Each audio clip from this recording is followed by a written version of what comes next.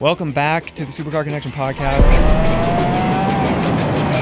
I know what I'm throwing away. Trust me. It hurts me to say Back in the stew, as we said. back in the stew. There's just nothing. There's no car that gives me that feeling. It's a V12. It's got more horsepower than the V8 anyway. The collective's coming.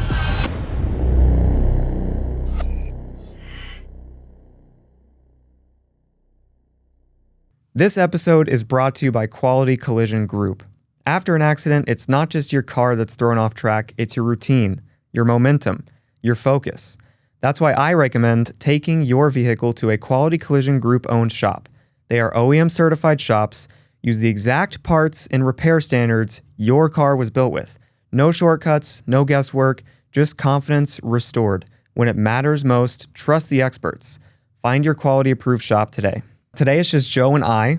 We got a lot to cover. So we have officially launched the Supercar Connection dealership, and as of release of this episode today, that should most likely be posted somewhere, our first car. Yeah, so that's kind of, yeah. So we're going to get into that a little later. We got like tons of updates for Supercar Connection, the brand, what's in, what not. So one of the things we are doing is more Joe and Gavin episodes, whether you like it or not. We're still going to have guests, but... You took the words out of my mouth. Whether you guys like it or not, we're doing. But we are scaling back a little bit just because we have so much going on that we want to kind of share the journey with, while we also still sprinkle in some guests. So the biggest thing is we're kind of going to be doing... You follow along, you'll get to see the makings of a exotic car dealership from the ground up. Scratch. From the ground up. No the experience. only way you could say this is not the ground up is because we built a brand first. Correct. We didn't. We're not just two total randos, Right. buying or going and getting a lease and buying cars and selling them. Correct. We did build a brand, but at the end of the day, the dealership, ground up. Correct. So if you want to see how that's done and follow along about that process, we're going to be kind of really going into the behind the scenes of what we're doing, how we're doing it, from A to Z. Because you guys have seen us start a podcast from scratch with no experience before and have grown it to being this giant automotive brand you guys have known and come to love. So now we're going to do the same exact thing in the dealer space. Right. But we're going to get even more behind the scenes with it. Yeah, 100%. While we've been building the podcast, we haven't sat down and gone, this is how we've done this. Very true. Very much. Very true. The dealership, we're going to be, every time we have an Us episode, we're going to be giving you updates on what's happening and how it's happening. As much information as we can give you. Right, 100%. We can't tell you guys what we're in on every car for, but we can definitely tell you guys behind the scenes of some conversations we've had, some crazy stories. And again, just continuing the behind the scenes of really the industry, because now we've gotten exposed to the other side of the industry, and we're astonished by some of the stuff we've found. So we're going to bring it all to light and show you guys how to do all this properly. So I'm excited for it. It's a fun journey. It'll be fun. Good content. So besides that, we'll just have our normal topics. So today, we're going to get into the dealership stuff a little later. Wanted to start off with something a little fun. I'm hoping to argue with Joe because he's been getting super unhinged on some of his opinions lately, where we used to see eye to eye on a lot of things. Starting to disagree a little more. It's crazy, huh? Yeah. So another good question. Last episode, or the last episode we had together, started off with a good question from our boy, Jaff. So today, this comes just from me. Thought of this one myself. You ready for this? I am. So, if you could only pick one country to get your cars from, what country? All your cars from every level. So let's say there's not necessarily like a budget outside of, we'll go with like hypercars. Can't go scooping up hypercars, but anything below the $1 million mark, you can pick one country to get all your cars from. Who would that be? Now, I'm going to do what I do every time you do something like this. I'm going to ask you a second question. The Urus counts as Italy, not Germany. No. Is it my preference or what I think is the best country for this? Your preference. My preference? All right. Yes. Wow, this is such a difficult one. Because I want to argue with you, not with what you think's the best answer. What kind of way is that to approach a question? I don't know. I'm just asking the parameters of the question. Is that so wrong to ask the parameters of the question? What would you pick for your garage? For my country? Yeah.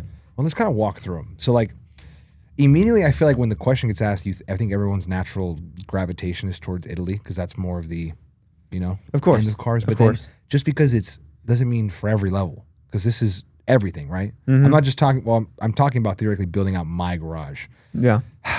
Like you're not getting a truck out of Italy at all. Right, exactly. Your biggest car is a Urus. Yes, I'm screwed. Did I miss something? Pearl Songway type thing. An Alfa Romeo, the right Alfa Romeo. What's the SUV there? Still not as big as a Urus. Like No, the Urus is your biggest option out of Italy. So that's kind of where you're stuck there. It's terrible. I'm thinking about the options. Honestly, man.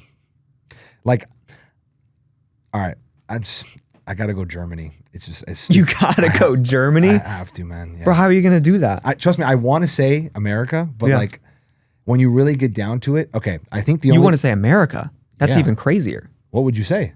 There's only one right answer. Okay, hold on. Before we get the right answer, let me talk my crap first. Before we get the right answer, okay? Because maybe there's something I'm missing. Because I think I know where you're going, but if you're really gonna say what you think you're gonna say, you're crazy for saying no. So for me, the reason I say Germany over America is this only reason. Okay, I would pick America. The G-Wagon. That's the only reason. Yes, the Gunther wagon. The only reason that I want that is because I'm thinking, and I'm being totally honest. The only thing I'm thinking of is I don't get a G63 4x4 squared out of anywhere else but Germany. So, because then I think of SUV first because of me. I love being comfortable and I like the ride height and I love that car. So I would pick that car over everything America has to offer. CR1X, all the 9. Like, trust me, I know what I'm throwing away. Trust me, it hurts me to say this. But I'm willing to take a GT3 RS and a G63 4x4 square over an Escalade V and a ZR1X. Which is not a bad option. It's not, but I think that's where I stand. And it's nothing to do with the 3RS versus ZR1. It's all Escalade V versus G63 squared. Me, full transparency. You ready for this? Yeah. What am I going to say? I know what you're going to say. British. Take me to Great Britain, baby. Dude, trust me, my repair bills would be hefty. Disgusting. But I kind of already, based on the parameters of the question, there's not much of a budget concern in this question.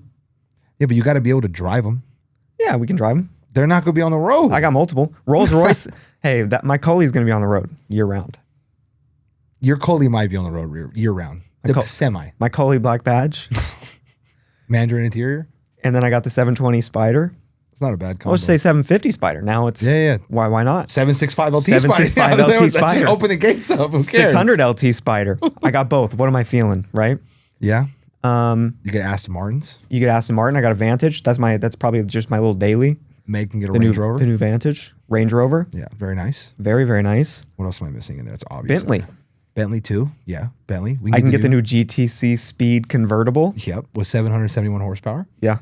What a car, man. What a car. We actually got some time to spend with that car recently, and it was quite unique. We're going to cover that too. Yeah, we can dive into that later. We'll dive into that later. The lineup is thick. It is thick. Like Italy, if you're just like, I just want to go all in on supercars, then you can get the Urus and obviously you can stack up on Ferraris and Lambos, but everything I need from a driving experience, I can find in McLaren. I agree. And then for my SUV dynamics, I'm working with Range Rover and Rolls-Royce. And then for my dailies, I'm working with Rolls-Royce and Bentley and Aston Martin. It's not bad. And then I got McLaren. It's not bad. For whatever else, for all the fun stuff. It's not bad. It's tough to compete with. It really is. I think, okay, can I get stupid with you for a second? Like, are we talking about like just where they're originated from or like who owns the brands and stuff like that? We're just being straight. Where the brand is headquartered. All right, that's fair.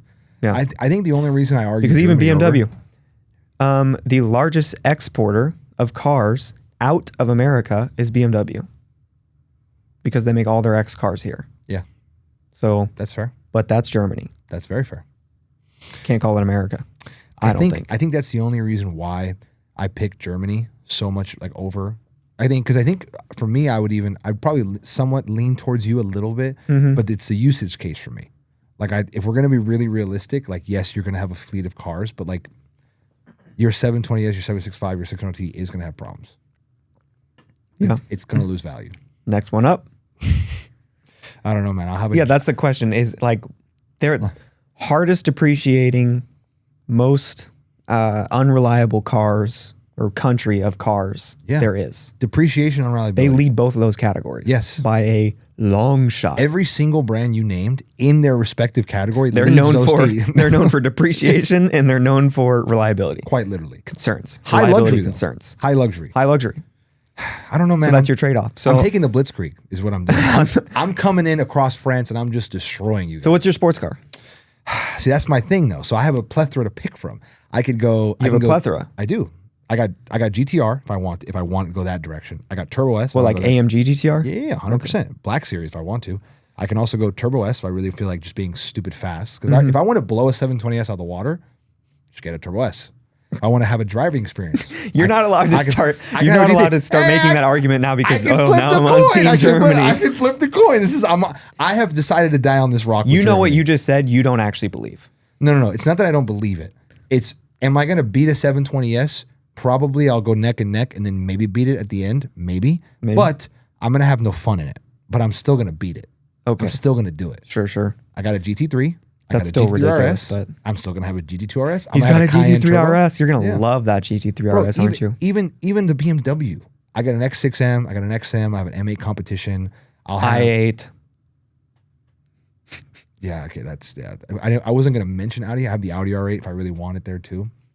E63 wagon. There's some sneaky ones in there. Oh yeah. I'm trying to think what else is Mercedes, in there. Mercedes, Porsche, BMW. They got great options, but you're playing the middle of the field. Across the board. Not really. I'm picking best in class, baby. You're picking best in class in a different set of category. Like Audi R8, think about the possibilities from that car.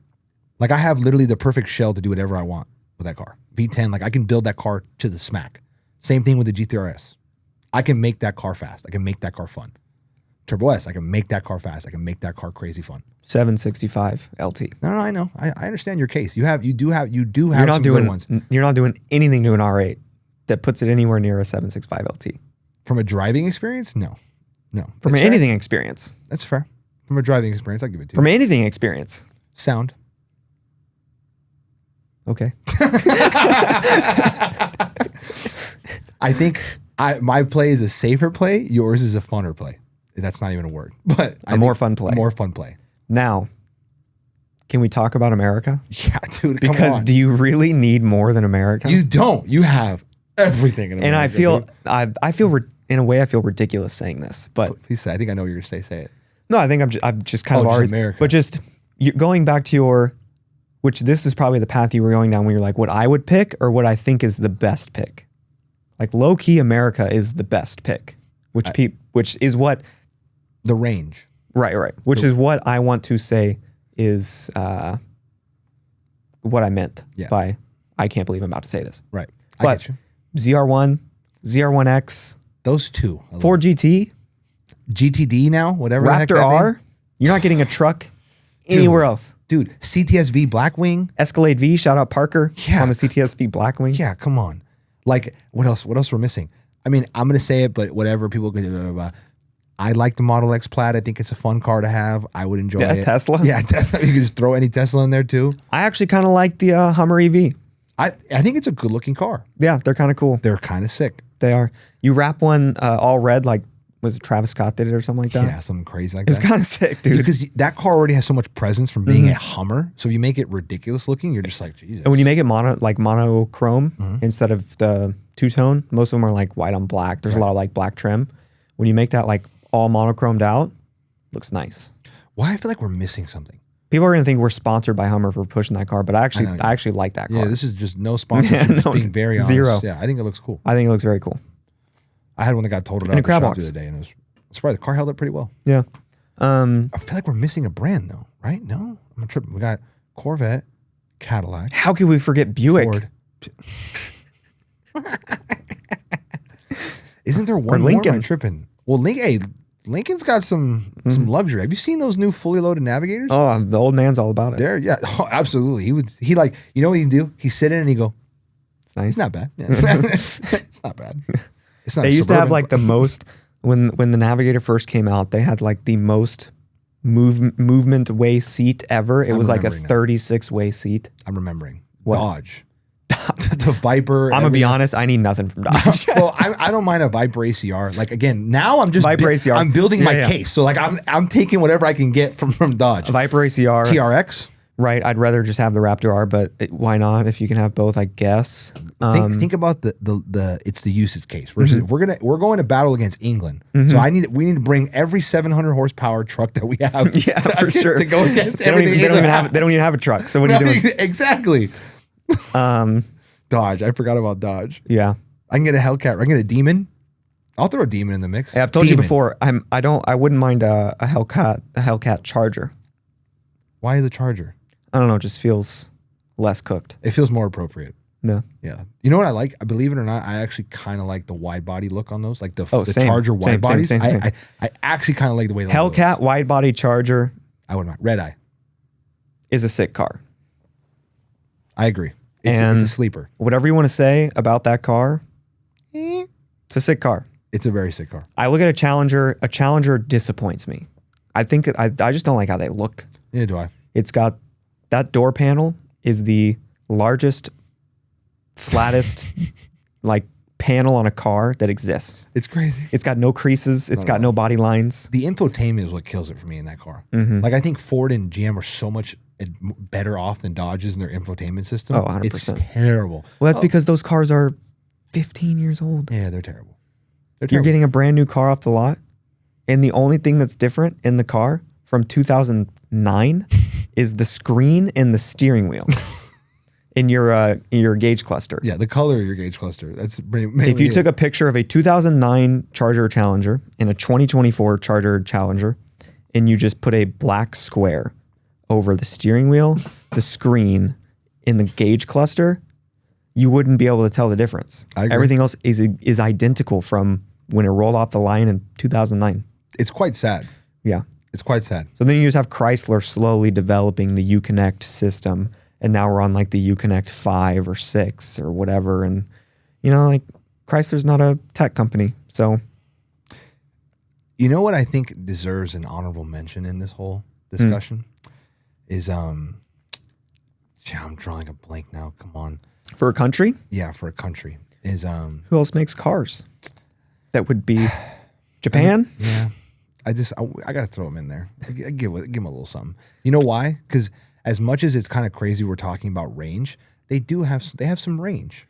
Not enough. For what we're talking about. No. Because when you get to our level, like what the show's based off of, they fall off a cliff. Yeah. But like in terms of range, like I know if I pick Japan, I'll never get stranded on the side of the road. Right. I'm chilling. Like I'll have a car to the day I'm 90 years old. I'll have a car. I got a Tundra and I got a GTR. Yep, I'm chilling. We're running forever. I would even have the new NSX. I actually kind of like that car. If I had to pick the new old NSX, we don't talk about the Japanese NSX supercars. Type S. Yeah, the Japanese supercars. I would pick because what the Japanese supers are what the Supra, the GTR. You say a Supra is a super? No. I'm saying like sports cars. Like their sports cars. Their beefiest car. Like their Supra, pinnacles. GTR, Supra, NSX, and then is there Nissan Z Proto? Those are like 65 grand, which is why you don't see any of them on the road, by the way. That makes a lot of sense. Because they've been out for a year and you never see them because they're like 65 grand. And that's a $40,000 car. Let me tell you something. You want to hear a little sleeper thing that I found out? It was a nice surprise. What? I forgot the model name, but there's a new Lexus that looks like a Range Rover type thing, or like it's like almost like a it's like kind of like a Range Rover G-Wagon had a baby type thing. The GX. I think that's what it is. Yeah. Them things are. I think it's the GX. Them things are nice. GX. It might be the GX 450. It's like the big SUV. Yeah. It's like the off-road one. Yeah, it used to be the Land Cruiser or whatever. Or there is a new Land Cruiser, no? So yeah, Toyota has a new Land Cruiser. Yeah. But that one's meant to be basic. It's the meant GX to be retro. is the Lexus 4Runner. Yes. Yeah. Let me tell you. Those are it's smooth. Those are hot. It's smooth. I'm not gonna lie, it's a great car. It's smooth. So then I think about Japan more and I'm like, obviously, there's nothing to think about Japan. I know. Let's just stop real quick. I'm just trying to give them the roses. I'm giving them the roses. I shit on them the other day, so I'm trying to give them the roses. We're not talking about 2002 here. No. That's fair. It's 2025. That's very fair. If you want to drive a reliable, comfortable, I guess, car that's decent. Who else makes cars? I mean, no one makes enough cars to be in the conversation. Yeah. It's mainly what? America, England, Germany, Italy. Is that it? Korea. Korea. Well, Kia, Hyundai. Yeah. In general, just cars in general. But they don't got no supers. They got no supers. I'm not counting them. Those are four countries that make the range. The range of cars. That's it, huh? Then you have like France, but the problem Bugatti? is we don't get. They have Bugatti, and then they have regular brands, but we don't get those brands like Peugeot and. What did you just say? Peugeot. Bless you. Thank you. You're welcome. And then Renault. Salut. What is that? Those French normal brands? Yeah. Why do you know that? Because I like cars. I like cars, so I don't know that. Well, that's crazy. You don't know ball. I don't know. Hey, Jeff, you don't know ball. Jeff's gonna get. You understand? That's a story post. That's an Instagram story post waiting to happen. Why do you think I'm doing it? You know what it is? Exposure. I'm thinking. I've never heard of these brands. Now you got me thinking like Peugeot. Have you seen the car? Have you seen the car with the little lion? It's like a sideways lion. Like I think I have like that. I went to Thailand once, and I think I might have saw one of those. They probably have them in Thailand, but it's a French car. French brand. Peugeot. I did not know. There's that. Alpine, the A110 or whatever that everyone loves. It's basically like the French Miata. Japan has the Miata. Oh yeah, it does. It's not a bad thing. I know Russia makes cars, but they're nothing. China makes cars too. China does make cars. Dude, China EVs? Well, screw EVs. I'm sorry. I'm getting too far off track. You want to hear my next hot take? Yeah, let's hear it. So the new styling of all the new Audis, BMWs, Mercedes that they're coming out, the redesigned models, I think they're just trying to take EV styling and start to just shove it down our throat in the gas cars to just eventually get us more comfortable with these ugly EVs. What makes you sad? They're horrible. Like the design direction of all three of the brands, I want to make sure if I'm saying this right, because Mercedes isn't as bad. But the new Audis and the new BMWs are such garbage. It's disgusting. I saw a brand new A5 rolling down the road the other day, and you take the Audi badges off of it, I would never guess it was an Audi. That bad? Like, I would have known it was an Audi just because it resembles an A5 and I know what an A5 looks like. But like to a normal person, there's no way they look at it and go, that's an Audi. Like it looked like that. That bad? That bad. Bro, I'm trying to think. It looked like an economy car from anywhere. I get what you're saying in the concept of it. I don't know if it's necessarily them trying to shove EVs down our throat. I think it's just like, I think what's happening, and we see this in the supercar. But it's very EV-like styling. Like think about all the new BMWs, how they're like weirdly shaped. And it's bold. It's boxy. It's bolder. It's like. I almost feel like it's less bold. Really? Like it's bold in the sense that it's ugly. Different. It's different. I think. But right they're not making like good-looking, muscular, sporty cars. No, they're making. Well, because we exited that era. Old cars. We exited that era. Yeah. So what I think it is, and this is me being true, like just honest, is I think right now the design language for the next decade, which we're halfway through, is still, because I think like 2020, 2021, 2022, I would consider that a part of the late teens era of cars. I think like 24 and 25 is like the new decade, however you want to block it off. Kind of like Huracan 14, that from 14 to 24, 23, I consider that a decade. And then now we're starting a new one. I think nobody's really nailed the right design going forward. Like Ferrari has a direction, McLaren has a direction, Lambo has a direction. What just happened? No, nothing. Are you making fun of me right now? Kind of. Okay, bet. So yeah, there's a bunch the hand motions. There's all different. Like everybody has a little bit different styling. Sure. So I think nobody really knows what's going to hit. So I think somebody's waiting, or they're waiting to see what sticks. And once they find something that sticks, then it runs. You know what's happening? Hit me. So remember when 50s, 60s, 70s, gorgeous cars. 80s, 90s, garbage cars. Terrible. 2000s, finding our way back into glory years. Yeah. Not there yet, but we're getting better. Through the 20-teens, glory years. Mint. Fantastic. Now it's like 20, I don't know when basically like 2024 was 1979. Yeah. Or 2023. Yep. Now 2024, from 2024 on, it's like we're entering into the 1980s. Good times. We're gonna look back at the cars that they've designed right now, that they're currently pumping out. We're gonna look back at so many of these models and go, what are we doing? What was that era? what were these cars? There will be some worth crazy numbers, and we're going to be like, bro, why is this still worth this? You know what it is? You guys have heard this many times before, okay? Bad times create strong men. Strong men create good times. Good times create weak men, and weak men create bad times. It goes the same thing cyclical through the automotive industry as well. Because right now, the design language that we see going forward, everybody, is, in my opinion, terrible. I think if I had to pick... So I'm going to show you this picture. Yeah. And for all of you that want us to put pictures on the screen, that's a reasonable request.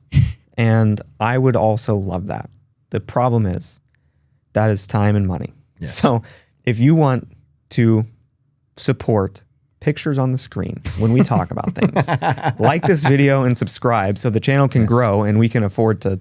If you guys even want to do it better, everyone go to on Instagram, go to @DJordanMedia and spam his messages and ask him to input pictures and everything else you guys want. And when I say spam, I mean flood this man's inbox.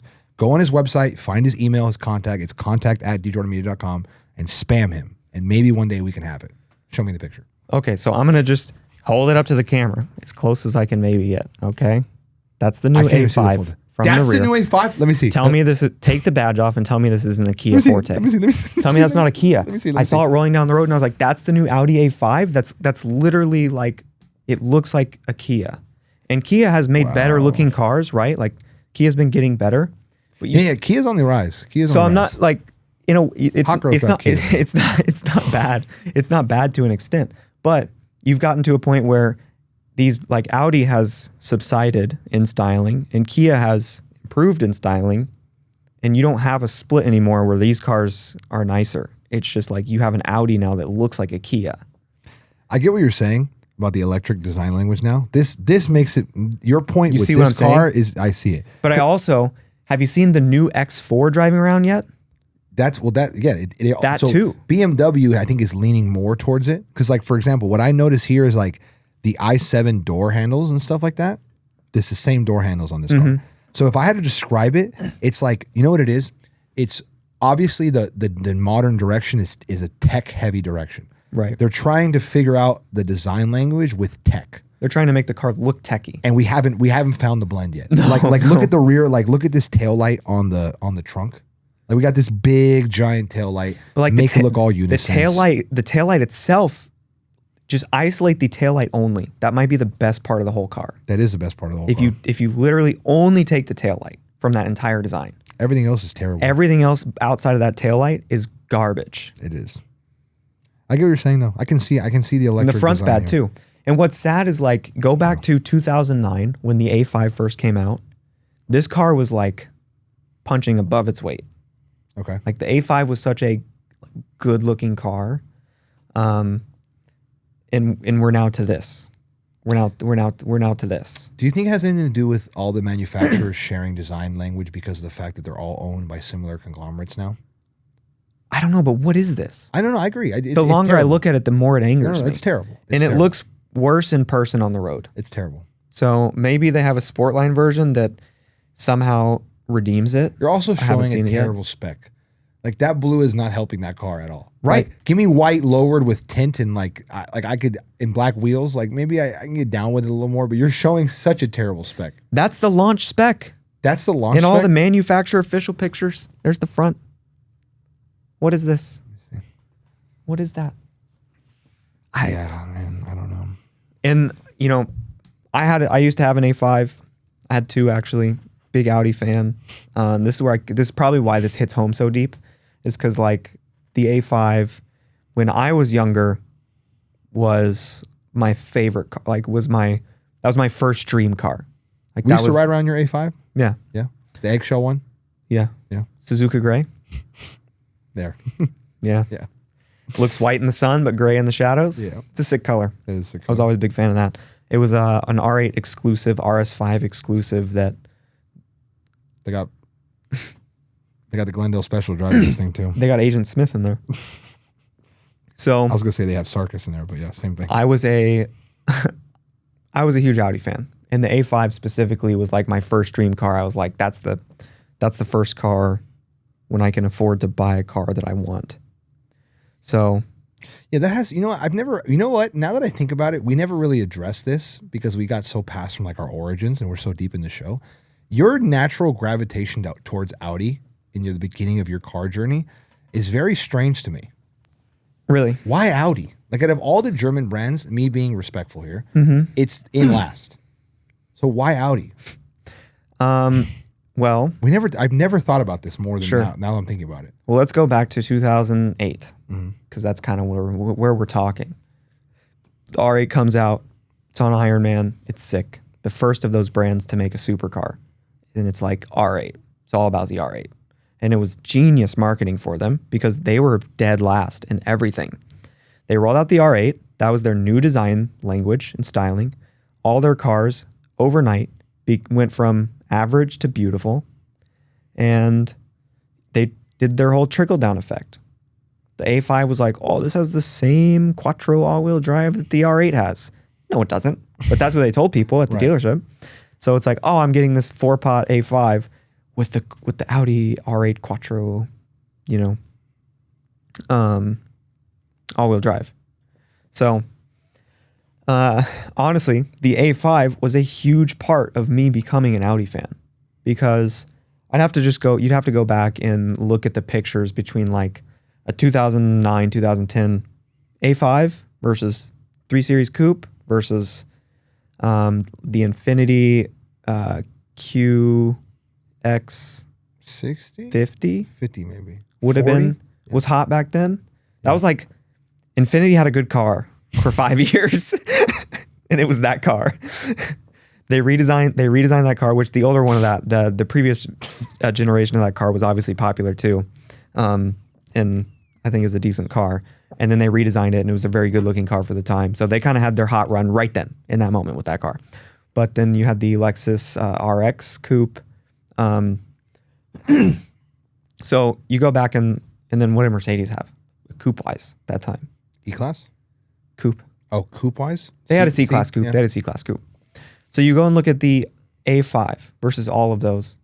At that time, I think the A5 was just like the most beautiful, sleek and sporty compared to everything else. The A5 would be the C-Class comparator. Yeah. And then what's the E-Class and the S-Class competitor in the Audi? For Audi? Yeah. E-Class is the A6. S-Class is the A8. Doesn't Audi have like an S-line or some crap like that? That's the sport. Isn't that be the S-Class competitor? The S8. So the 8 is the model basically. So you have A8 is just, that's like an S. So it's average 550. 8, sporty 8. Right. Got it. Sporty 8 is the 53 AMG. Okay. And then RS is the 63 AMG. Ah, so RS is what you want. RS. You want an R. But there's no RS8. Okay. So they have all the way up to RS7. This makes a lot of sense. Yeah. Because it has the Audi R8. That's why they don't have the RS8. Well, the RS8 would be a fat sedan. Basically, the S8 is already that twin turbo. Like, what's his name? Jace has the S8. It's supposedly pretty fast. Right. I'm pretty sure the S8 is just the same, which they all share the same twin turbo V8. But it's tuned the same as like the RS6 and the RS7. Okay. So they don't have an basically the S8 is basically an RS8. They just don't have both distinctions. It's just the S8. Okay. So the S8 is apparently a great bargain because they didn't sell very many of them. They depreciated heavy, so you can get an RS7 pimped out saloon, very luxury, everything, massaging seats, ventilated seats for like, I don't know what they go for, 80 grand? Maybe. I don't know the market on that at all. Cheaper than an S63. It's pretty crazy. That's for sure. Way cheaper. So. Yeah, but the interior. And then get it tuned. And it's game over. It would be disgusting at that point. It would be pretty fun. Mm-hmm. Because that's what, I mean, as we know now. Now I just look at horsepower numbers and I go, all right, so I can get 100 more. Matt has destroyed your brain. He really has. He's destroyed your brain. Yeah, because at first I used to look at the new Aston Martin Vantage, and I'm like, 500 horsepower out of that twin turbo V8. Like that's all they're giving us for that car. And then I'm like, well, it's probably close to 600. Makes it a little better. After Mac gets his hands on it, I think for whispers to it a little bit. When my brain has changed, is like tuning is the same thing, but like mods. Like I can't look at a car anymore and go, okay, yeah, but I'm like, all right, I get some wheels, lower it, put a body kit on it, do some wrap. Tune it. Like that's my mind instantly goes there, and it's like I can't not see mods on a car. It's bad, but it also scares me because now. What do you mean you can't see mods on a car? Like when I look at a car, like what I want. Okay, when I look at it, like I don't can't just look at a stock car. No, I can't. I don't picture it stock. Yeah, like I go, okay, I want a 7. Like for example, everyone I've talked before, I want a 720S Spider next again, right? But it ain't gonna be stock. It ain't gonna be stock. Exactly. I got to do a bunch of stuff to it. So in my head, it's not just buying a 720S stock. Like I need the down payment, get the car, and then I got another 25. I need to just dump into it mods wise. So like it's I'm tainted now. Because what is a stock car anymore? It feels so boring. Absolutely. I need some. I need it to be lowered. Yeah. At least. I can't imagine like 2015 era. What do you mean? Like 2015 car scene was just kind of, it was popping. If it was more, I don't think it was as mainstream as it is today. But that was the peak. No, that was the peak of the cars. But then the possibilities, what car took, like think about rapping. Sure. Rapping wasn't big in 2015. Modding cars was not the peak of modding cars. Exactly. So you had the beginning of the peak of cars, but we hadn't even gotten close to getting the peak of modding cars. You only modded JDMs. Yes. Back then. Yes, because they were so slow that you needed to mod them for them to even keep up. But even body stuff. You only modded cheap cars. Yes. And then some If random a mod messed up, you could pay to fix it. You ain't fixing a wide body kit on a Urus that's so cheap. And now body kits have become so mainstream. Huge mainstream. People have built businesses on it. Yeah, probably because cars have become, or not cars, supercars and stuff have become so mainstream. Can I tell you what it is? Yeah. It's a part of the continuation of like the flex culture and like the stunting. Sure. Like, okay, I can't just have a Urus because anybody can buy a Urus. I need to buy a Urus and then I need to put a wide body kit on it and I got to put an exhaust on it. I got to lower it. I got to have wheels because then I'm him. Because anybody can have a Urus. Anyone can have an AP. Anybody can have an AP. Let me get an iced out AP, a bust down. Exactly. Which is now cheaper. Yeah, I need a frosted Skelly. I can't just have a Royal Oak. It's the same thing. It's like the barrier to entry for the basic stuff, anybody can do it. But not everybody knows the wheel, what exactly to get, what wheels, the color scheme, who to do the work. Are they going to do work? Are they going to get taken advantage of? It's like, it's a whole new realm of world. If you guys need any help with modifications, hit us up. We'll be able to guide you, help you. I think you have to have an eye for it too. You gotta be able to speak to the car. Gavin's really good at this, by the way. Speaking to the car? Like you can see a car and go, yeah, let's do this color wheels. We lower a little bit here and stuff like that. Wow, I appreciate that. Of course. I'm like Josh. You are like Josh. Apparently. Yeah.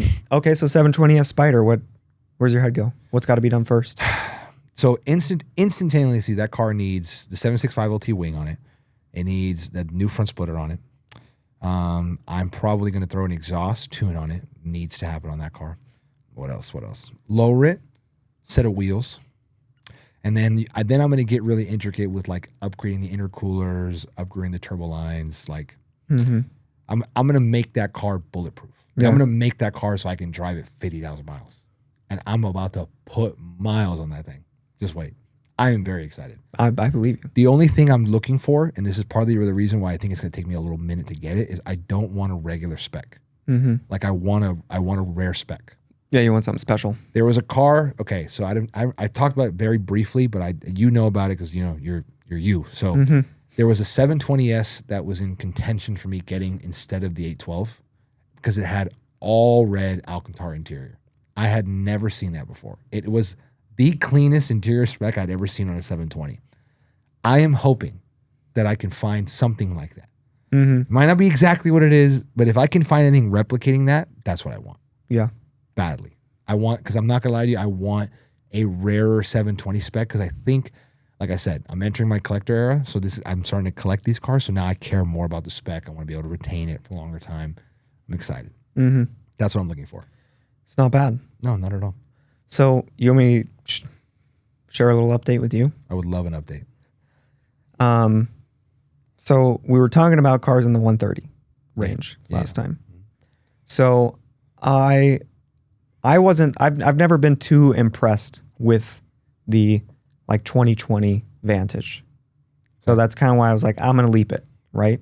If I was going to do something in that range, I'd rather get the V12 Vantage instead. Right. Because it's a V12. it's got more horsepower than the V8 anyway, and it's naturally aspirated, and it's more classically styled, all the rest. And then I went down to Orange County the other day. I made a surprise visit to our friend Eric of Voodoo. Yep. And also ran into Matt. And I'm talking to them. And I had been looking at the Vantage market again, because low-key it's like kind of stable, but also kind of tanking at the same time. Like you can get really good cars for like 90 grand. I'm talking like 13,000 miles for like 90 grand. Okay. So just toss in our ability to hopefully get wholesale in one eventually. Like if I can get one of those for 75, it's a no-brainer. Yeah, that feels like you just do it. You have to. You just do it. So I was like, Eric, I want to hear yours, because I just assumed that he did it up and I haven't heard one. So he goes on to tell me first that the catback exhaust on that car is already perfect because it's got a huge muffler on it. And when the valves are closed, it completely bypasses it. Okay. So it goes from heavy muffler to straight pipe. Okay. With a switch. That's nice. Like, okay, cool. So he's like, all you got to do is down pipes and decat it. And then you have tame and crazy. Okay. On top of that, Matt tunes it and you have your different modes. He's like, you're basically map switching without having to map switch. Okay. It's just like you open the valves, you put it in sport, and it's a totally different car. So we pull out, we're driving. It's smooth, it's comfortable.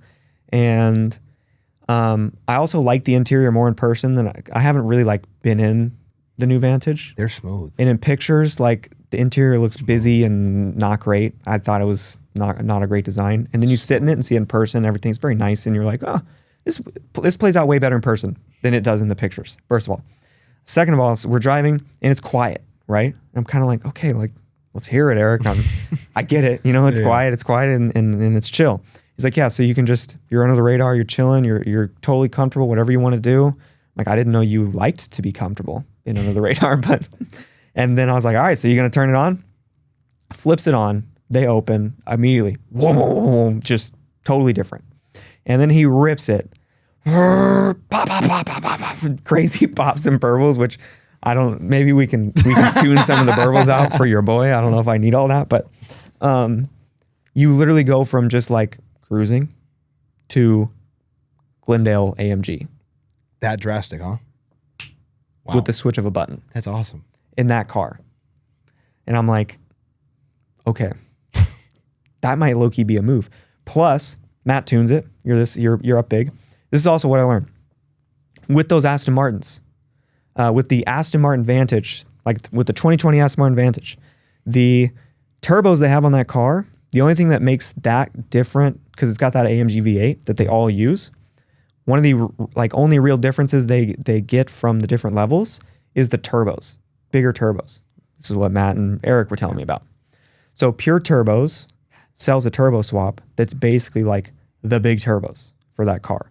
So you can take an Aston Martin Vantage, and again, not sponsored. This just is what it is.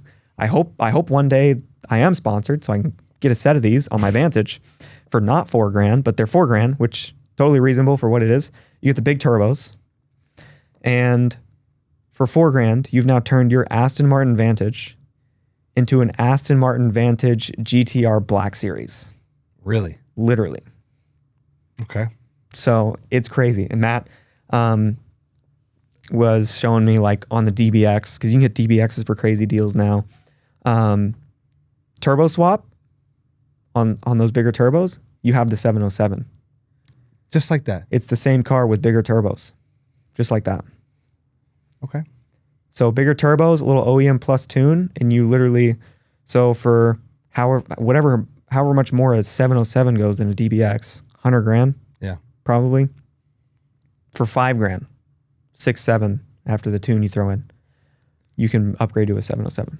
See, what we're talking about though is part of the beauty about like the whole scene is you have to know to be able to know that. Yeah. Because the manufacturers do this on purpose. Like they think they don't make the car's design language in a way where it's not cost efficient to be able to build them in mass quantity. Right. So it's better for them to just do that. Okay, all we got to do is change the turbo component and change our tuning, because tuning is not a normal thing to cars. It's become a normal thing, but normally they're the only ones that could do it. So now you're like they're destroying the industry indirectly, because now you're like, I can get this on a budget, but you have to know it and be comfortable with it. Not just a budget, and in some cases a budget, but not just a budget. Even just the concept of being able to go, Aston Martin only gives me the base AMG GT, but I can go and upgrade the turbos, and now I have a Vantage GTR or a Vantage GTR Black Series, which never existed, will never exist. Like, they sell a 505 horsepower car. The new one actually does. That's probably all they really, I mean, look, I don't actually know what's changed with the new one. So excited. But it just, the new one bumped up 150, 70, or like something crazy, 160 horsepower over the previous one. So it was probably just the turbo upgrade. They were just like, why are we not giving this the bigger turbos so we can sport 670 horsepower? Because people want more power from this car. So while those cars haven't depreciated yet, you can go and get a 2020 Vantage, heavily depreciated, do your turbo upgrade. You've got your 670 horsepower. Is that a move? That's why I'm here. That's why I'm saying these things. I think that's my move. And then what would be nice is that I get that car, everything goes how I plan on it going, and it's all beautiful and wonderful and dandy, and I'm making more money, and I can just keep that and buy another car. What would the other car be? 600 LT. The dream? That'd be really nice. That'd be a nice duo to have. It would be your England little crappy duo, like you said earlier. It would be my England. It would be your England little cream. Full circle. Hey, here at Supercar Connection, we love a full circle moment, baby. That's kind of crazy. Okay. Kind of sick, huh? It is kind of sick. I didn't realize that the capability was sheerly off of the turbo. I didn't either. I literally just learned that because I'm sitting there talking to Eric and Matt. It's a part of the benefit of having friends like that. Because you get down to a point where, like, again, you equipped yourself with knowledge, and that's how you're able to maneuver in the world. So it's the same way with the cars. We're obsessed with cars, so the more knowledge you have to understand the way the mechanics work and everything else between, you could take something and change the capabilities. Can I tell you something that I think is kind of crazy, but this came to me a couple of days ago that I might do? So there's a dark horse competitor to the 720 that's growing. And whoa. Yeah, it's kind of stupid, but it is what it is. I kind of want to get another Aventador. Really? I kind of do. Now that you have the 812 to be comfortable in? Yeah, the 812 has become my rock. My comfortable, dual clutch, reliable V12. Where I know, okay, I have a V12 that sounds good, is comfortable, Ferrari. That's my base now. Now that I have a base, I don't mind getting experimenting again. So what I kind of want is an Aventador S Roadster with a sick interior. And then I'll just do my whole build again and have both. All right. That's what I'm thinking. Because again, now I'm in a different financing structure and everything else between. You can have a backup transmission on deck? That's my thing. I might try to find one like, you know how the GT3s with the replacement motors? I might be able to find an Aventador S with something like that. That's already been replaced? That's already been replaced. That's becoming a dark horse competitor. The only thing that kills me is I just remember the speed on the 720, and there's just nothing. There's no car that gives me that feeling. You know, I was literally thinking about this. I want to say yesterday, the same thing. I was just like imagining being in a 720 again, just ripping it.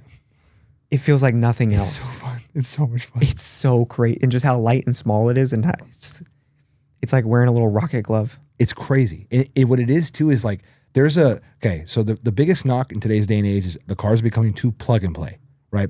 It's very easy to say the 720 is plug and play, which I think it is. But there's just a small element in that car where it's not all the way plug and play.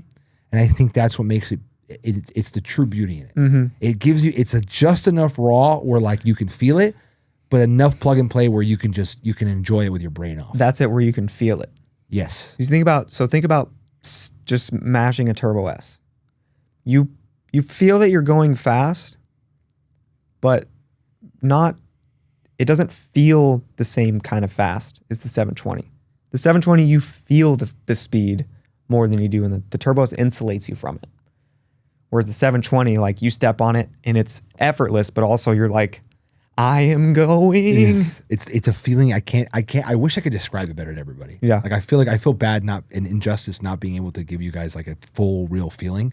But it's something like if I'm almost like I think right now, if you want an experience to change your brain in the world, like we talk about go rent a Huracan, go rent a 720S. You want to get a fire underneath your ass like you've never. Well, if you've never driven a supercar and you go rent a Huracan, you'll still get that. Yeah, that's fair. But if you've driven a Huracan and that's like the top that you've driven, go drive a 720. Because right now 720 prices, they're under Huracans right now. Not bad. Yeah. So like what you get is just insane.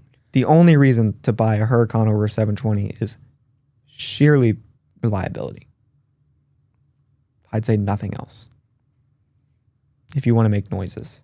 Yeah, sound. But you can make noise out of a 720. You can. With the sacrifice of even more reliability. So yeah, I'm taking it from a 4 down to a 2 now. we're just really playing with our chances. I'm just cooking my reliability for the love of the game. But it's worth it. We do it to ourselves. So it goes down to an aspect of like, all right, the 720 is such a fantastic car, and it gets so much hate because it's kind of becoming like that car that's just it. If you know how to bulletproof it, there's no better car, in my opinion. If you know how to bulletproof it, you get the right intercoolers, you upgrade the turbo lines. Because I think one of the problems that I had on that car, which was again warranty, was one of my inlet lines for my turbo was rubbing, and one day it just started leaking, and I was like, oh. And it's like a design flaw. Like it just naturally rubs. It's actually like a pretty common design flaw, I think. Super common. Yeah, super common design. I think the R8 had the same problem. Same exact issue. Yeah. Of course, the accumulators and stuff like that. But if you find one that's beefed up and already done stuff like that, or you get in, you're willing to spend the money, like it's just such a better car. Like I would rather buy a 720S at 225 and dump 20 into it to be all in at 245 than buy anything at 300K. If you do get a 720, you probably just want to put $500 a month in the S&P 500 to set back for your repair funds. 100%. At an 8 to 10% annual return. So when you need to pull out some money, you got it. Yep, we'll be chilling. Yeah. Depending on what goes wrong. Sometimes you might need a little more than $500. That's your hedge? FSA account. Yeah. Your flexible spending account. Can we get that tax-free? Yeah, I can figure out a way to do it. I can figure a structure out for us. That's where we're at right now in the Gavin and Joe what's next for the car scene journey. Yeah. Now, what's next for us in terms of everything? You guys have already heard us talk about the dealership, which has been a fantastic thing. You want to revisit the Bentley first? Talk about that experience? Yeah, we can revisit the Bentley. We got a lot to cover in the last 20 minutes, just so you know. All right, let's run it. Bentley. So we had the Bentley for 2 days? Yep. Shout out Bentley. Yep. So huge shout out to Rusnak, Rolls-Royce, Bentley in Pasadena. Okay. Danica and my boy Michael there, the real Bentley men. They gave us a brand new 2025 Continental GTC. Speed. Okay. Let me tell you guys. This thing has 771 horsepower. And okay, I want everybody to comment when I say the word Bentley, what comes into your head? What's the first ideology that just pops in your head? Whatever it is, this car redefines that mentality. Okay. Gavin and I got a good 2 days worth of experiencing the car. Okay. 2 things I'll tell you from my experience, and I'll let Gavin go after me. Okay. The car is 10 times sportier than you would expect from a Bentley, specifically a GTC. Because I think what we all look for, and I remember there was back in the day, I forgot exactly what age or what year range, but there was a like a GTC GT3 they had. And they also had the Super Sports. The GT3 was limited to like 150 units. A couple units. When I like the Super Sport was the Super. Like you could get it with carbon buckets. That one. Yeah. When I saw those, I was like, ooh, Bentley's going the right direction. And then there were limited runs, not a crazy amount of them. They go back to the redefined. Cool. Now with this car, they're back because the sound, the exhaust on this car, they had some burbles. When you're driving a drop top Bentley with cream interior like that, and you have, it just changes the game. It does. Changes the game. So comfortable. What was your experience like? I think it's the best daily money can buy. Okay. I mean, it is literally, you have, and I don't know if they're going to be like, I don't know if they'd be upset at me saying this, but it is a, parts-wise, it is a Panamera Turbo S E hybrid, the top-level Panamera in a Bentley. Like, that's what it is. It's the twin-turbo V8 hybrid system from the Panamera with the Porsche PDK transmission, tuned the same way as the Panamera. You feel it too. Yeah. That transmission rips. You have a perfect car. It's like it is the underpinnings of a Porsche with English coach-built interior and body over the top of it. Can I tell you what it does? What? When you add that English dynamic, it makes the Porsche inner workings come alive. Because in Porsche, everything's asleep. It's dormant. Yeah, we're here, fun. Yeah, I wonder how a Turbo S e-hybrid Panamera sounds. I could tell you. Ready? There you go.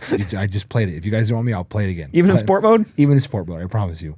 Those cars are fast. Yeah. They're really fast. Yeah. But they don't sound anything crazy. They're kind of ugly now, too. They're kind of ugly. They're too boxy. They nuked that design. I know people hated the original. Yeah. I think there was a time in between the original and where they are today where it was kind of hot. They were going straight. They made a left. They went back straight, and then they took the same left. God damn it. We were almost there. I know. We really were. We were right. We were almost coming back to where we needed to go. Yeah. And they made another fucking left. I don't even hate the original either. Call me crazy. It got mad hate when it came crazy. out. It was crazy. I kind of liked it. But. One of the things that I noticed about the Bentley, which a lot of people don't know, is the actual interior finishes on that car are a lot nicer than most Rolls-Royces. What do I mean by that? Just some of the detailing finishes. What do you mean by that? Some of the finishes, there's more finishing in metal. Well, I didn't realize some of the stuff Rolls-Royce has in plastic. Like, you guys know the air vents. Is this confirmed? This is confirmed. This is confirmed. This is confirmed by the inner workings of the Bentley dealership. Okay. Has JGM confirmed off of ChatGPT? No. Okay. But I'm talking from what Bentley telling me, which, again, I respect them, so I'm going to listen to them. The air vent pull knobs. The air vent pull knobs. You guys have seen any Rolls-Royce or Bentley interiors? The knobs that you guys pull to, you guys know those knobs are for pulling and actually closing and opening the air vents. Are in the Bentleys are made out of metal versus Rolls-Royce are made out of plastic, which you would think, most people think Rolls-Royce, Bentley. Rolls-Royce, Bentley. Which is crazy. Yeah. But if I was, right now, I don't think there's a better daily driving car, like you said, than that. That gives you everything. Because there's no better feeling than driving down PCH, drop top Bentley with 700 horsepower. Because you can get that brand new Bentley, or now you're looking at like a used Dawn. A used Dawn has a certain vibe about it, but it's not going to rip like that Bentley. It won't. Heck no, it won't. It won't. That thing got up, and it's got launch control. Launch control moves. It should be a video out by the time this comes out of us launch controlling it. Yep. If you guys want that video on here, you can dejoin media. But yeah, it rips. The launch control goes crazy. It's like 3.2 seconds to 60. Because again, that car's 6,000 pounds. Yeah. For it to move like that. And Michael was telling us that someone was able to get it down to 2.9. So yes, yeah, a 6,000 pound Bentley, 2.9 seconds. So again, going back to our earlier conversation, I can't look at a car stock. So I look at that Bentley and I go, okay, do an exhaust, you do a tune, do some wheels. I'm like, this car would be nasty. You're talking about you can get an 850 horsepower daily driver hybrid system, where if I want to go calm, I just put it in electric. I just put it in hybrid. I'm chilling. Imagine going, who's coming down the road in their M4? Is that Bentley? It sounds like that. Is he flipping me off? That would be you. That would be you. That car just makes you want to flip people off. I'm telling you. So okay, it combines. You know how we talk about driving a Rolls Royce. Like that might be the worst thing I've ever said in my life. I think I'm rubbing off on you a little bit worse than I want to. I think a little bit, which is good. It's good. You can, you come a little bit more to the light side. I love it. Okay, the light side. The light side. I think I'm the light side. I like to think of myself as Anakin Skywalker right before he becomes Darth Vader. Like he's like right on the edge. Like he walks the line. Like he's good, but like he feels the power of the dark side. Okay. Sorry, I went on a tangent now. You get in a Rolls Royce and everything feels like unimportant on the outside. The same thing that car makes you feel, but in just like a little bit more of a younger presence, in my opinion. Yeah. I think it just appeals a little bit more to the younger crowd. And again, for me, a lot of those cars, like again, we are somebody that promotes a smart car buying experience. Those cars are fantastic cars. I can't wait to see how the market takes them in the next couple of years because they're brand new. They're just rolling off the line. They're going to be fantastic cars. Yeah.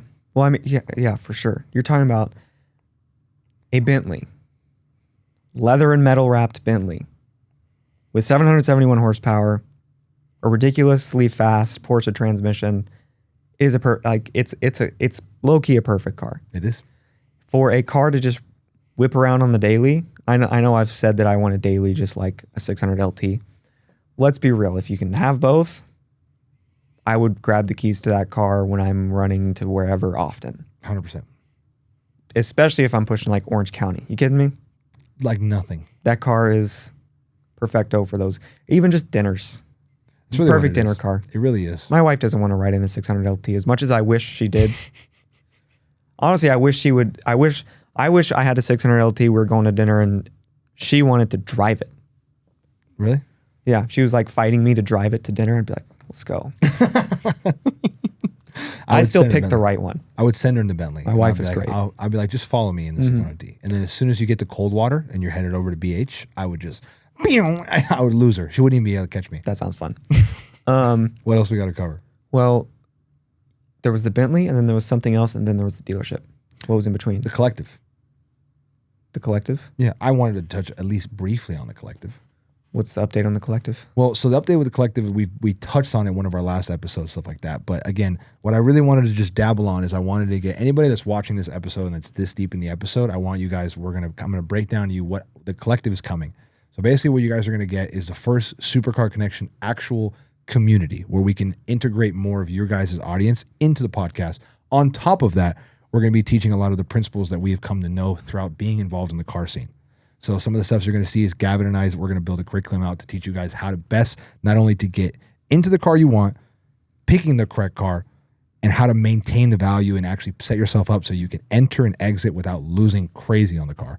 And being a dealer, some insights on how to get great deals and things like that. And you guys will have access to allow us to help you in all this stuff as well. Because again, we have now have all the tools to help you, and we have seen the back end of the car scene in the dealer side, and we are astonished with just the amount of like dishonesty, just bad business practice overall in general. So Gavin and I come from a place of good heart and on top of this, good, respectable business practice. So we want to implement that to the younger generation. Because I feel like in my opinion, what I've seen, the dealership world is a lot of the older generation trying to take advantage of the younger generation because their lack of education. Because there's not a lot of people teaching the younger generation what's coming up. They tell them, oh, you can get a Huracan for this much down, this much monthly. And people just go, oh, okay, cool, I'll do it. There's a smarter way to do it. There's a more efficient way to do it. And there's probably a process you need to follow. 100%. Like, for example, how many people are watching this don't even know exactly how to build your credit up in the automotive world? Simply that alone. Yeah. Start here, build your structure up, how timelines, some of the best banks to get lent with, some of the little hacks you can get lent with. It doesn't matter if you have an 800 credit score. No. I mean, that helps. Tremendously. But you can have an 800 credit score if you don't actually have the credit history to back it. In automotive specifically, they're not going to care. They're going to go, great. We can give you a quarter of what you want. That's it. So even if, and this is going to sound kind of stupid, even if you have money, it doesn't matter. Because if you buy the car cash, it's not going to build your loan history. You're not going to be able to go in the next time, oh, I have a 458 cash. Okay, well, I want 200K loaned out. That's not going to happen. You have to pay the price. There's a structure. So we're building out a roadmap. On top of that, equipping you guys with the knowledge that we have. We're talking about modding these cars and all this crazy stuff like that. We're going to teach you guys exactly what models have the most common problems with them, and specifically things to look out for with any model you guys can pick from. On top of that, negotiation tactics and everything, as well as we're going to have a weekly live call with Gavin and myself talking about everything from social media, business mindset, and on top of that, the car world. Brokering, our broker contacts, everything you don't get. Like, brokers, very underrated business. Huge. You're talking about, like, you think you can go out and get a great deal from a dealer. People with the right connections, people that are bringing the dealer 50 deals a month, those guys are getting a number that the dealer would laugh you out the door. Literally. For. Literally. They would rather turn you down than give you this. Yes. And so, like, them getting a percentage or you paying them whatever you pay them, they are saving you much more than that. Tremendously. And again, not even sponsored. This is just free game. How the world works. So, I mean, obviously, I'm sure there's brokers out there that can't get you a great deal. Right. But you find the right brokers, and we'll be brokering. We have insane connections with brokering, so we can connect you with the right people to get you in like really crazy deals. We were just talking to someone, and the pricing they were talking about getting at one of the dealerships that we know was stupid. Ridiculous. It almost didn't make sense. I almost bought a car. I was like, well, let's talk then. Right. Can I flip this? Yeah. So, Yeah, they get $2,000 to save you 20 that you would have spent. Like, literally. It's well worth it. Again, so the biggest thing, and for the younger audience, I feel like you guys need education. So I feel like, in my opinion, if I had to sum what the collective is going to be down to very small consensus, is we are going to be educating not only the youth, but anybody in the car space that's uneducated about everything from modifications, the best cars to buy, problems to look for, hacks in terms of price points, depreciation, all of that, with an actual community dynamic built into the podcast. For the last 2 years of the podcast, it's been released on YouTube, a little bit of comment dynamics on the socials, but we want to actually allow everybody who's been a very loyal fan to integrate themselves into the podcast. You guys can ask us questions that we can talk about here on the show. We're going to have some guest appearances on some of the live calls weekly. And then on top of that, an integrating thing where you guys as fans can interact with each other and actually build the experience out, and you guys can meet other like-minded car people across the world. If you're still here, go ahead and drop sellout in the comments for us. Please and thank you. I cannot wait. So dealer updates. Yes. So obviously, Supercar Connection dealer is alive and well. What's the latest? So the latest is Supercar Connection. Again, we now have our first set of inventory vehicles that'll get listed. So by the time this releases, we should have everything almost dialed in for listing, if not next couple of days after this releases. On top of that, are you looking for me to talk about the space, or what exactly are you looking for me to talk about in terms of updates? Just first car, how we got it, how we got that deal. What am I allowed to say? I mean, because we're building the threshold of what I can talk about. So sure. Don't let me just rant crazy. So our first car, 2017, Ferrari 488 Spider, beautiful spec, all black. It's going to get listed for a very, very, very good price. I'm very excited for it. You want me to talk about how the deal came to us? Sure. I'm not going to say who it's from, but from a friend of ours, source, somebody that's been trying to get rid of their car for quite some time. And we got to a point where I told him, I was like, hey, look, we can give you a competitive offer, actually beat some of the other pricing. Because the biggest thing you guys don't understand is some of these bigger entities, like for example, I've heard some crazy stories. You walk into any dealership, even some more of these competitive, smaller dealerships. Now, I'm not talking about franchise stores. The car market right now is at a point where interest rates still being high, they haven't dropped anything. People are being less aggressive with offers because, again, they have an inventory. They're sitting on 30 cars. They got 3 million in inventory. I can't have another 200 grand out because I'm sitting here. I'm like, well, what am I going to do with that money? We're in a position to come in and be a little more aggressive with everything because we're just starting and everything else between. So if you've wanted to sell your car or anything else in between, there's never been a better opportunity for it. You guys want to hit us up directly through direct message or anything like that. But got to a point where we're able to buy cars like now. We're going to build out a whole fleet. So this first one is a 2017 488. I can't wait to list it. Spider. Yes, Spider. Huge thing. It's a Spider. I can't wait to list it. I want to drive it, but for the sake of the dealership, I won't be driving or anything like that. No, can't do that. Can't do that. I know, sadly. But I'm excited for it. It's just the beginning of the journey. For us to start a podcast 2 years ago and now 2 years future are now saying we're now acquiring supercar inventory for a dealership. It just makes me so excited for what we're going to do. And so can I go into a little more detail? 100%. So the deal comes through you, or it started through you. So got the car, want to sell it, blah, blah, blah. We already know that this deal has other wholesale offers on the car already, 100%. Right? So we take the car, take the information, like any dealer, you just go into Manheim, you put in the VIN, you put in the miles, some of the basic information. It gives you a wholesale value, right? It says this is the wholesale value of the car based on past transactions, and your estimated retail value is X. So you're looking at that going, okay, this is like the average wholesale, average retail. So that's already my margin of what I can make on hopefully average. But with cars like 488s, supercars in general, it is more to your discretion because there's not 1,000 Camry transactions in the last 7 days. Right. You're looking at months of transactions. Maybe 3 of them were actually in the mileage range of your car. So you have to use your discretion of the market in conjunction of what it's saying wholesale is. So anyway, we're looking at the wholesale number. We can already get an idea of like, okay, we think other wholesale offers on the car would probably be around here. Because at the end of the day, we want the car. So you have to put in a competitive bid, but it's also kind of a blind auction. Very much so. Because we can put in a bid and they can go, no, not good enough, and turn around and sell it to someone else and not go, so-and-so offered me more. Can you give me that? they'll leverage offer us. We don't even know what's really true. Right. You have no clue because exactly they could do that. Oh, so-and-so is willing to give me this much. And you have to, I mean, I'm sure you've seen the George Saliba clips. Yep.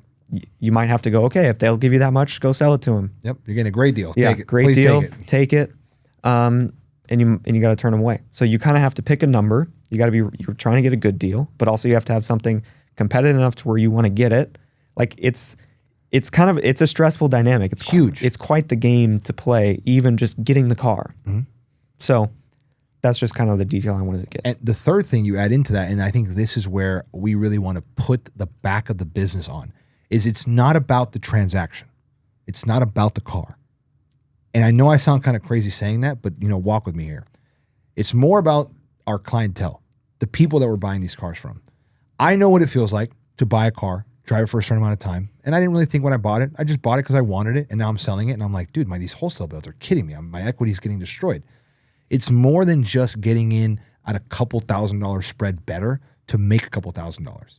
We want to put you guys as the sellers in the best possible position so you guys can not only retain equity, but on top of that, you guys can be able to move into something else. And you guys know down the line, okay, I want to sell to somebody that's going to give me a competitive offer because we are trying to build a book of business and take care of our clients. At the end of the day, this is a service-based business. And I'm not a service-based business in the sense where I'm offering you a service, but the sense that we are here to take care of you. We're here to be your concierge and your full service everything in terms of the automotive world. So that's the biggest thing. We give a competitive offer not just because we're looking at the unit, but we're looking at you as a human being and saying, okay, where are you at? What's your situation? What's the best we can do that we're still comfortable in as a dealer? And we go from there. You're not just another number to us that's just hitting us up randomly to sell a car. Mm-hmm. We look deeper than that because we've been on the other side of the coin as retail consumers, and it's not a fun place to be in. Yeah.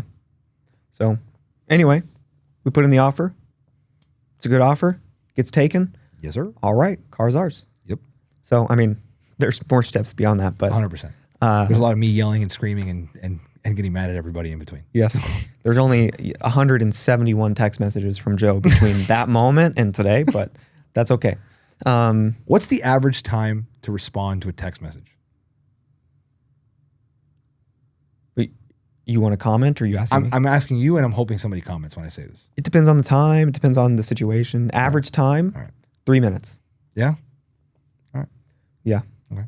But also sometimes you're mid something. You know what I mean? I think I'm a psychopath. I think you're never mid. I think this is my mid something. Yes. I'm always in this. I think you don't care. No, I don't. I think you'll go like this. I don't. I might be having a conversation with my wife for 15 minutes and I'm not looking at my phone for that 15 minutes. I'm like, we're talking and I'm not I'm not looking at my phone. And then I look at my phone and I've got Joe going, hello, answer 4 minutes after he sent the text. Sometimes even less time. Sometimes it's less. A lot less That's time. wild. When I get the spam text, hello, answer after 40 seconds. I'm sorry. Yeah. I'm like, this was timestamped literally 1 minute ago. You know what my problem is? And this is the last thing that we'll close it. I'm very much like a person, right? So like when I text people, like I want to feel like we're right here talking. Like I don't want to feel like, okay, I texted you and now I got to wait 20 minutes for response. Like I'm trying to, you know what I mean? We got 24 hours in a day. Every once in a while, takes 20 minutes for me to get a response. I know. It does. How often is that though? Really? Like out of 10 times, how often do I take 20 minutes to respond? 2. It's 8% rate. About my trading win rate. I'll take it. Yeah. Somewhere around there. Alrighty. So yeah. We are building out a new space. We won't go too much into detail about that. No, we'll leave the actual BTS for that. So you guys can see some of the inner workings. We're in the stew cooking. Yeah. Quite literally. A lot of these updates are going to be right after they happen. Yes. Can't be given live updates before they happen. 100%. Not a great idea. Correct. So we'll be keeping you updated as they're happening. Right after they happen, we'll tell you. But we've got one more announcement can I make on the episode? Buy your tickets to Exotics on Broadway and Monterey if you're going to be in Monterey. SUPERCAR Connection will be conducting the live interviews at Exotics on Broadway on stage. We don't have the guest list yet. Still waiting on that. Last year, that included Kristen Koenigsegg, Lucas Singer, and a bunch of other people, Crazy CEO business. of McLaren. So I think it's going to be like 10-minute interviews on stage with hopefully like, we had a full episode with Lucas Zinger, but Lucas Zinger and hopefully Christian again and people like that. Yeah. And we're going to put a Supercar Connection taste on it. It's not just going to be some generic people just talking, asking questions like that. We're going to bring it. There's a reason why they brought us on there specifically. So we're going to bring our taste to it. So if you guys are in Monterey, you guys travel to Monterey, there's one event you do. Get your tickets because it is a paid event this year and the tickets will sell out. There's a capacity. It's still the cheapest show in Monterey. By far. By far. For exposure too. By far. You're going to see the craziest stuff for the cheapest price you'll see anywhere in Monterey. And I will say, it was super cool that they were able to do the free show for so long. And this is not like this is just how it is. I totally get it. I went to Exotics on Broadway last year and it was a absolute zoo. It was crazy. You're like squeezing through people and there's a line of hypercars and you're like, can I see the Koenigsegg or... You guys want to know the difference? It's crazy. So there, we're talking to the guys that run the show and they're like, we want it. We love that it's big. We love that it's accessible because still quail's $2,000. Yeah. And these tickets are like $30 to $50, I think. Retail quail. Come on, aftermarket quail, it gets up there. So, it's not a lot and you're going to see insane cars. It's just going to allow them to put a better show together that's not as crowded. 100%. Because there's still some barrier to entry, but it's a barrier that's worth entry. And we're going to be doing the interviews. Well, think about how much better the show got just because Supercar. Just because we're there. Yep, that's it. Interviewing Christian Koenigsegg, hopefully. Yep. Unconfirmed. Yeah. I don't actually know that. TBD. But it's going to be sick. I'm pretty fired up about that. Yep. If you want to know the one difference between Gavin and I as just pure human beings, we both attempted to go on Exotics on Broadway last year. Gavin saw the massive crowd and went, there's Koenigsegg's on this side. I'm going to fight through this. I saw the crowd and went, yeah, I'm not doing this. I'm not doing this. I just use your own. Back to everybody. I'm not doing this. He dipped. I was like, I'm gonna charge through and see what I can make happen. 14-year-old me would kill me right now if I didn't push through and see this. Mm-hmm. This is the first time I saw a Hennessy Venom. Yeah. I'm so mad I missed that. Yeah. That's like one of my sleeper They also had the SCC Tuatara. Does that count in the countries thing? It's over $1 million. We did say under $1 million. Damn it. Yeah. All right. So that is crazy. My bad. Because I forgot. That's America all the way. Same with the Zinger. America. Made right here in LA. It's a hyper. Exactly. It's over $1 million. Damn it. Same with that one. Anyway, that's our time. I might want to change my answer to that. Fine. Okay. This has been Supercar Connection. Thank you guys for watching. That's a wrap.